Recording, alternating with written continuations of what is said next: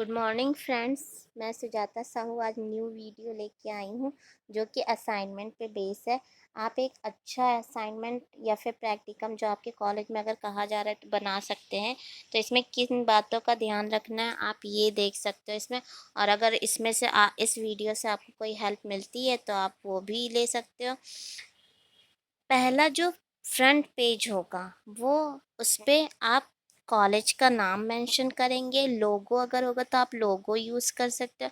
अगर आपको colourful paper use करना है तो कलरफुल, या फिर आप वाइट पे कलर ज़्यादा अच्छे खिल के आते हैं तो आप वाइट पेपर का यूज़ कर सकते हैं। यहाँ पे मैंने अपने कॉलेज का नाम, लोगो, उसके बाद डिपार्टमेंट ऑफ एजुकेशन, क्योंकि ये बीएड की फ़ाइल है तो इसलिए डिपार्टमेंट ऑफ एजुकेशन है। आप जिस डिपार्टमेंट में हो आप वहाँ का नाम मेंशन करेंगे। उसके बाद मैंने पेपर का नाम मेंशन किया है, थियोरेटिकल फाउंडेशंस ऑफ करिकुलम। उसके बाद ये प्रैक्टिकम है। अगर आप असाइनमेंट बना रहे तो असाइनमेंट लिखेंगे। हमारे यहाँ प्रैक्टिकम असाइनमेंट दोनों बनवाया जाता है, इसीलिए मैंने इसमें प्रैक्टिकम का एग्जांपल दिया। अब टॉपिक आप मेंशन करोगे कि टॉपिक कौन सा है। यानी जैसे इसमें जो टॉपिक मुझे मिला था, मेरे मेंटोर ने दिया था, to prepare a curriculum of any subject class based on any model of curriculum. Different तरीके के मॉडल्स होते हैं जो करिकुलम के होते हैं। ये है थर्ड सेमेस्टर का पार्ट है ये। तो आपको जैसा टॉपिक मिलता है आप उसके अकॉर्डिंग बना सकते हैं। अब जो हमारे जिनको हमको सबमिट करना था ये प्रैक्टिकम, उनका नाम मैंने मेंशन किया है, सुमित्रा मैम। और अब मैंने सबमिट किया तो जाहिर सी बात है मैं अपना नाम लिखूंगी सबमिटेड बाय में, और आप अपना नाम लिखेंगे। अगर आप सेकंड सेमेस्टर में तो सेकंड सेमेस्टर, थर्ड में तो थर्ड, ठीक मेंशन करेंगे। उसके बाद रोल नंबर, उसके बाद ये देखिए यूनिवर्सिटी का लोगो है और नाम है। अब इस लोगो का यूज़ करने का यही पर्पस था कि मतलब आपकी फ़ाइल अच्छी दिखेगी, अट्रैक्टिव होगी। और जब यूनिवर्सिटी, हम लोग एलयू से हमारा कॉलेज एफिलेटेड है इसीलिए हमने यहाँ पे मेंशन किया है। अब सेकंड पेज कौन सा होता है, एक्नॉलेजमेंट का। एक्नॉलेजमेंट में आप उन सभी लोगों को थैंक यू, शुक्रिया अदा करते हैं जिन्होंने आपके इस असाइनमेंट या फिर प्रैक्टिकम बनाने में हेल्प की है, चाहे डायरेक्ट या फिर इनडायरेक्ट। डायरेक्ट में कौन आ जाते हैं, जैसे आपके कॉलेज के प्रिंसिपल, एचओडी, आपके जो सब्जेक्ट टीचर हैं वो।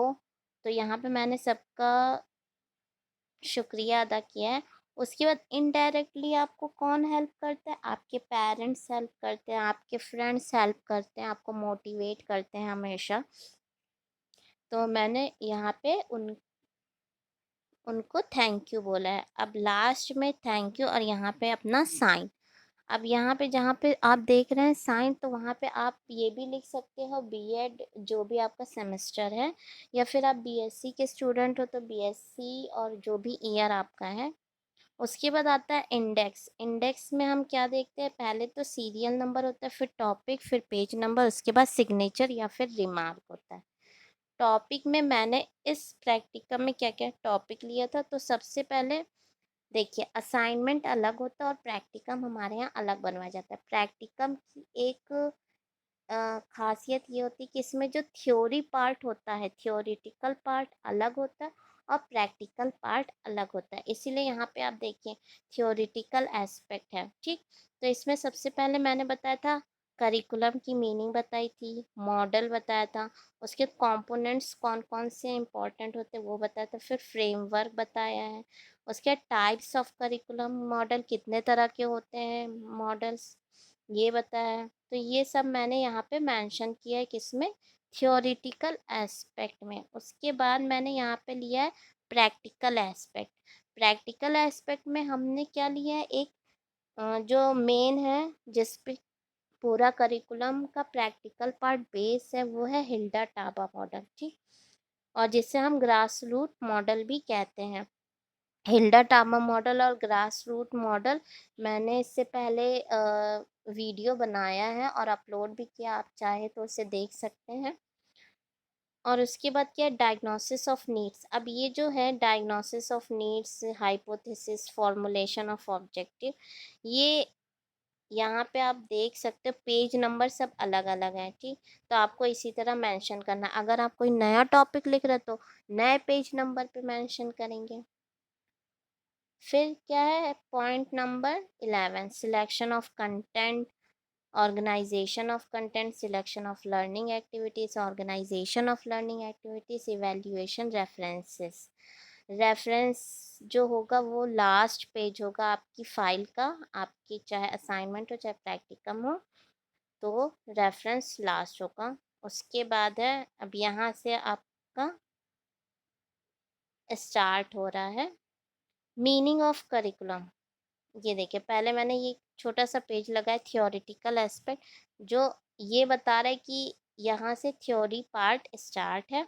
अब इसके अंदर क्या है, चाहे तो आप यहाँ पे कलरफुल पेपर यूज़ कर सकते हो तो और ज़्यादा अच्छी आपकी फ़ाइल लगेगी। मैंने यहाँ पे सिंपल A4 शीट ली है।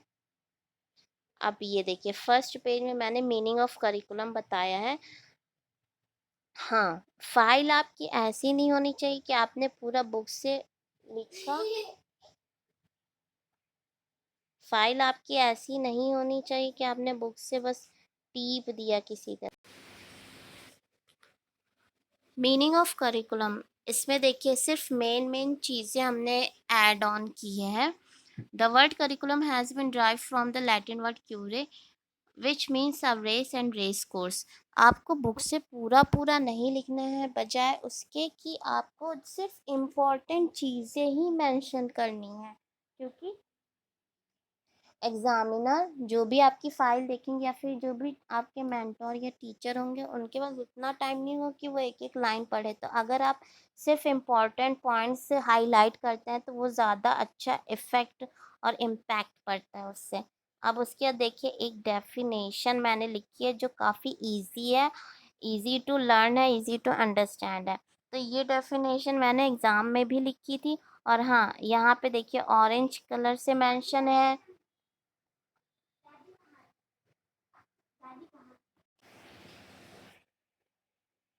डेफिनेशन के अकॉर्डिंग हम देख सकते हैं, curriculum is a strategy by which school attempts to fulfill the goals of education। यानी करिकुलम उन सभी स्ट्रैटेजी को हम कह सकते हैं जो कि कोई भी स्कूल यूज़ करता है, ताकि उससे जो शिक्षा के गोल्स हैं, एम है, उद्देश्य है, वो पूरे किए जा सकें। अब ये था स्पेल्डिंग के अकॉर्डिंग डेफिनेशन। और एक और डेफिनेशन मैंने लिखी है ब्रू Becker के according, curriculum is a runaway which one has to run to reach a goal and or a course of study। तो आपको जो भी डेफिनेशन समझ में आए, जो भी आपको अच्छे से याद हो जाए, आप उसी डेफिनेशन को लिखेंगे। और यहाँ पे कलरफुल पेन का यूज़ किया है, लेकिन आप एग्ज़ाम में अगर डेफिनेशन लिख रहे हैं तो प्लीज़ कलरफुल पेन का यूज़ मत करिएगा, उससे ख़राब इम्प्रेशन पड़ता है। ये फ़ाइल थी इसीलिए मैंने इसमें ऑरेंज कलर का यूज़ किया। और हाँ, ग्रीन और रेड स्केच कलर हो चाहे फिर पेन हो, आप यूज़ मत करिएगा। उसके बाद मैंने लिखा है करिकुलम मॉडल्स क्या होते हैं, ठीक। तो यहाँ पे आप देख सकते हो, राइटिंग आपकी नीट एंड क्लीन होनी चाहिए ताकि एग्जामिनर पे अच्छा इम्प्रेशन पड़े।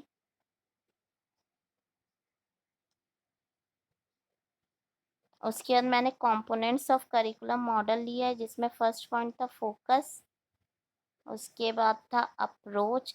ये जितना भी थ्योरी पार्ट है आपको बुक से मिल जाएगा। प्रैक्टिकल पार्ट में आपको खुद से अपनी मेहनत या फिर अपने मन से लिखना होता है, जो भी आपके जो टीचर आपको गाइड करेंगे उसी के अकॉर्डिंग। और थ्योरी पार्ट तो आपको बुक से भी मिल जाएगा, नेट से भी मिल जाएगा। ये सारे थ्योरी पार्ट हैं।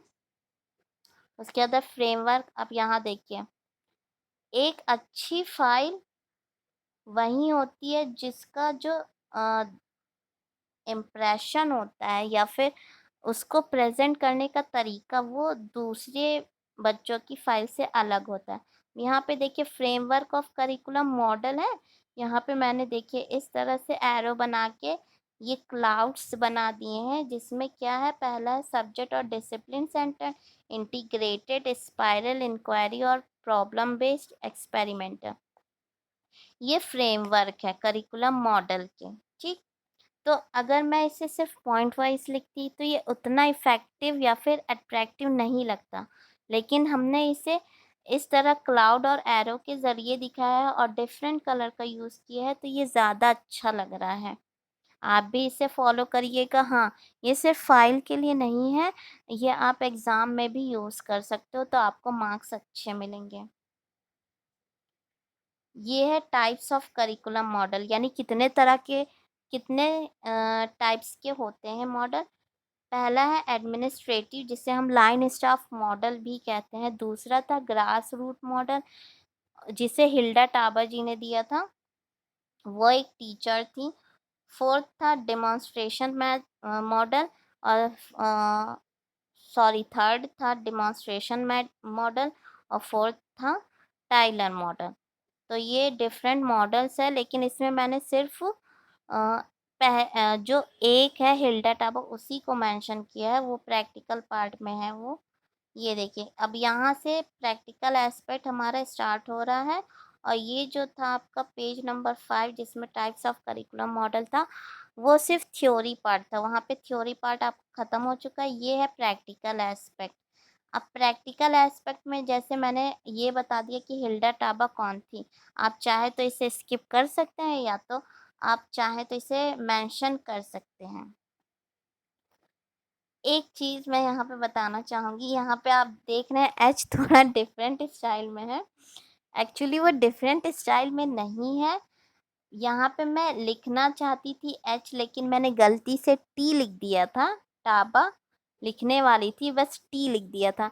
तो मैंने सोचा कि कैसे से सही करूँ, तो फिर मैंने उसे ऐसे ही डिज़ाइन बना दिया ताकि वो गलती दिखे भी ना, और ये थोड़ा यूनिक लगे। तो ये एच फिर बनाया मैंने। तो इससे ये समझ में आता है कि अगर आपसे कोई भी मिस्टेक होती है, ठीक, एक तरीका है आपके पास कि आप व्हाइटनर लगाओ, एक तरीका है कि उसे आप इरेज़ करो, लेकिन तीसरा ये तरीका है कि अगर आपसे कोई गलती हुई है, तो आप उसे कितनी खूबसूरती से उस गलती को छुपा कर उसकी जगह कोई नई चीज़, नया इनोवेशन, नया क्रिएशन कर सकते हो, ठीक? ताकि वो आपकी गलती दिखे भी ना, और खूबसूरती भी बढ़े आपके काम की। तो ये हर चीज़ में, हर फ़ील्ड में अप्लाई होता है। अब यहाँ पे मैंने हिल्डा टाबा के बारे में कुछ बताया है थोड़ा-सा, कि वो कौन थी और उनका क्या-क्या, क्या कहते हैं, योगदान था इस मॉडल में। वो क्या सोचती थी, उनकी एजुकेशन कहाँ पे हुई, उनके मदर-फ़ादर का नाम क्या था, उन्होंने क्या-क्या अचीवमेंट उनके क्या-क्या अचीवमेंट थे। उसके बाद यहाँ से हिल्डा टावर मॉडल स्टार्ट होता है। ये पीडीएफ थोड़ा-सा पेपर ऐसा हो गया है, आई होप आप लोग को समझ में आएगा। हाँ, यहाँ पे मैं ये बताना चाहूँगी कि जैसे आपकी फ़ाइल में अगर कुछ इम्पोर्टेंट चीज़ है, तो आप उसको इस तरह अंडरलाइन करके शो कर सकते हैं। और अगर आपको कुछ और स्पेशल या फिर इम्पोर्टेंट मेंशन करना है, तो आप कलर पेन का यूज़ कर सकते हो, और डिफरेंट डिफरेंट कलर का यूज़ करके उसे और अच्छे से प्रेज़ेंट कर सकते हैं। यहाँ देखिए हिल्डा टाबो मॉडल जो ये था।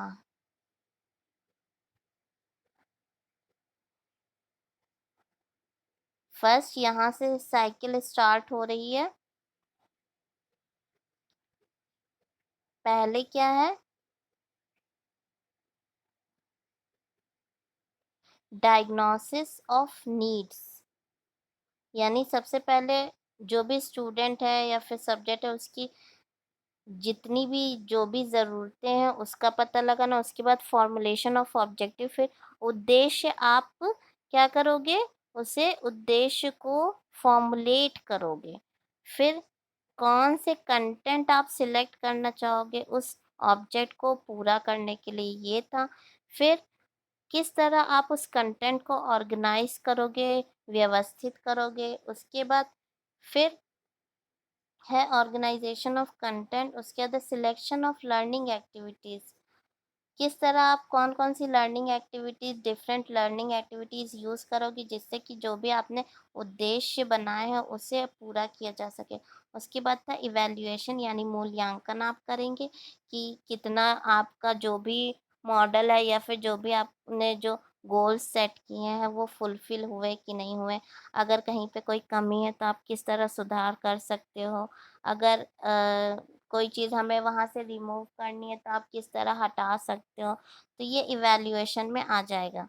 अब इसमें ये जितना भी वर्क है वो सब टीचर इनपुट होगा, यानी टीचर ही इस पे सारा काम करेगा, सारे फ़ोकस, मेहनत सब करेंगे, ठीक।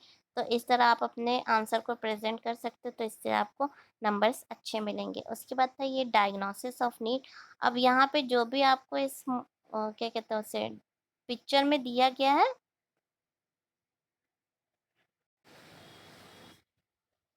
अब यहाँ पे जो-जो पॉइंट्स यहाँ पे आप देख रहे हैं क्लाउड्स के अंदर है, diagnosis of need, formulation of objective, इसी को यहाँ पे मैंने उसको डिस्क्राइब किया है।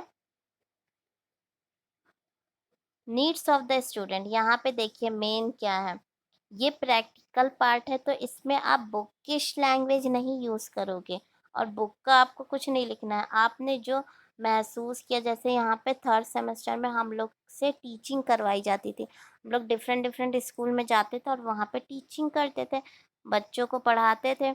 अब जैसे 6th क्लास के स्टूडेंट हो या फिर 7th या फिर 8th तक के हम लोग को पढ़ाने के लिए अपॉर्चुनिटी मिलती थी।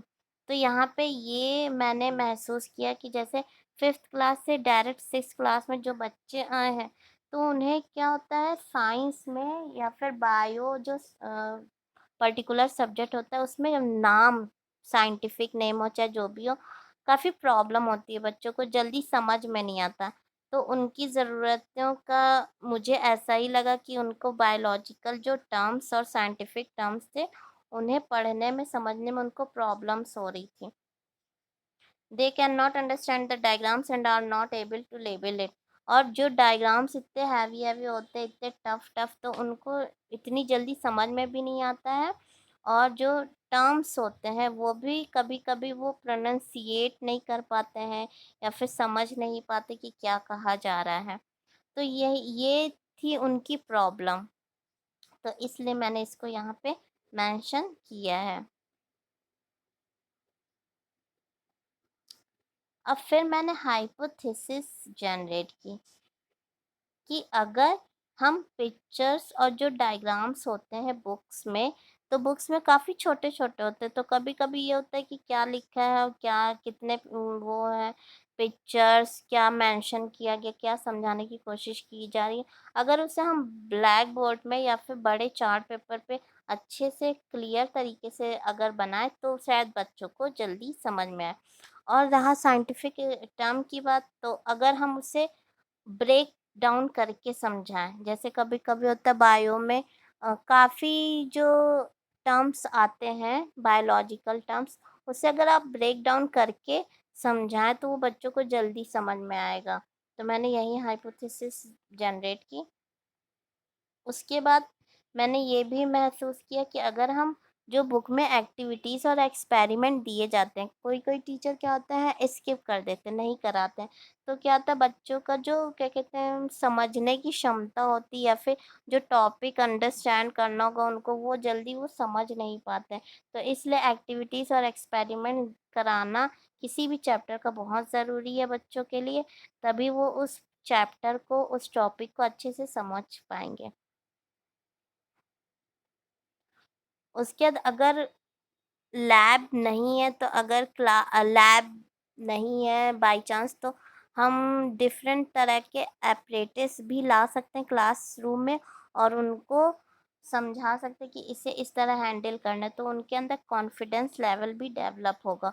उनको समझ में आएगा जब आगे वो फर्दर क्लास में जाएँगे 9th-10th में, तो उनको हर चीज़ नई नहीं लगेगी और उनके अंदर जो कॉन्फिडेंस होगा वो इतना इंक्रीज़ हो चुका होगा कि वो डरेंगे नहीं। फिर मुझे ऐसा लगा कि जो भी ऑब्जेक्ट हम यूज़ करते हैं, जैसे बुक में अगर मान लीजिए कोई चैप्टर है मैग्नेट या फिर लेंस, तो अगर हम रियल ऑब्जेक्ट यूज़ करते हैं, मैग्नेट ले आए क्लासरूम में या फिर लेंस ले आए, तो वो ज़्यादा बच्चे और उससे इंजॉय करेंगे और समझने की कोशिश करेंगे। और टीचर को क्या करना चाहिए, लैंग्वेज का भी यूज़, जो लैंग्वेज यूज़ करे वो सिंपल होनी चाहिए, इतने टफ भी नहीं होने चाहिए कि बच्चे समझ ना पाए। तो ये सब कुछ हाइपोथेसिस थी। फिर था फॉर्मुलेशन ऑफ ऑब्जेक्टिव, क्या क्या ऑब्जेक्टिव उद्देश्य हमें बनाने हैं ताकि हमारा जो भी एजुकेशनल गोल है वो फुलफिल हो सके। अब मेरा क्या ऑब्जेक्टिव था 6 क्लास में, कि जो भी साइंटिफिक और बायोलॉजिकल टर्म्स है वो बच्चों को समझ में आने चाहिए, ये था मेरा मोटिव। उसके बाद क्या था कि जो भी कॉम्प्लिकेटेड डायग्राम्स जो समझ नहीं पाते हैं वो उन्हें समझाना और उन्हें अच्छे से डिस्क्राइब करना। और जो भी प्रॉब्लम्स होती हैं उनको, जैसे मान लीजिए कोई क्वेश्चन है तो उनको वो खुद इतने एबल हो जाएं कि वो खुद सॉल्व कर सकें, यानी टीचर उनको गाइड करता रहे और वो फर्दर आगे अपना वर्क करते रहें। अगर एक्सपेरिमेंट एक्टिविटीज़ है तो जैसे अगर टीचर ने एक बार बता दिया, 2 बार बता दिया और बच्चे खुद से करना चाहते हैं वो एक्सपेरिमेंट, तो हमें उन्हें अलाउ करना चाहिए। आप गाइड करते रहो, ऐसा नहीं कि आपने एकदम क्लासरूम छोड़ दिया, नहीं, आप गाइड करते रहो, बच्चों को देखते रहो कहाँ वो गलती कर रहे हैं, उसे समझाइए, बताइए। उसके बाद फोर्थ था student will be able to synthesise the chapter, यानी बच्चे उस चैप्टर को प्रॉपरली समझ सके। अगर कोई भी उस टॉपिक से रिलेटेड कुछ पूछता है तो ये ना हो कि बच्चे जवाब नहीं दे पा रहे हैं। To develop the interest of biology and science in the students, और सबसे मेन जो मेरा मोटिव था वो ये था कि जो बायोलॉजी और साइंस सब्जेक्ट है वो बच्चों के अंदर उसका इंटरेस्ट डेवलप करना। उसके सिलेक्शन ऑफ कंटेंट, तो यहाँ पे सिलेक्ट कंटेंट जो भी था वो मैंने ऐसे मेंशन किया था, ये डिफरेंट चैप्टर्स हैं। फिर कैसे आप ऑर्गेनाइज करेंगे, यानी यहाँ पे हमने सिलेक्ट तो कर लिए हैं चैप्टर, यानी जो कंटेंट हमको पढ़ाना है वो हमने यहाँ पे देखिए सिलेक्ट किए हैं, जैसे वाटर हो गया, फूड हो गया, प्लांट हो गया, ये सब। लेकिन अब उसे ऑर्गेनाइज कैसे करना है, तो ऑर्गेनाइज करने का ये तरीका होता है कि सबसे पहले तो हमें उनके जो रियल लाइफ से कनेक्टेड जो चीज़ें हैं, जो चैप्टर है उससे पहले यूज़ करना चाहिए। जैसे बच्चे 5th से डायरेक्ट 6th में आए हैं तो उनको हम डायरेक्ट क्या लिविंग थिंग या फिर ये नहीं पढ़ाएंगे, वेस्ट मटेरियल, लाइट, इलेक्ट्रिसिटी नहीं। उनके लिए सबसे बेटर चैप्टर होगा फूड। फूड से वो अपनी रियल लाइफ को कनेक्ट कर पाएंगे और अगर हम कोई क्वेश्चन पुट अप भी करते तो वो इजी वे में बता पाएंगे। उसके बाद लर्निंग एक्टिविटीज़ का सिलेक्शन था,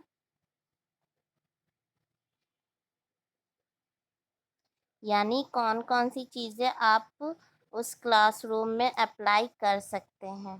तो यहाँ पे मैंने बच्चों को कुछ मल्टीपल चॉइस क्वेश्चन दिए थे, कुछ फिलअप दिए थे, कुछ ट्रू फॉल्स एक्सपेरिमेंट, ये सब हमारे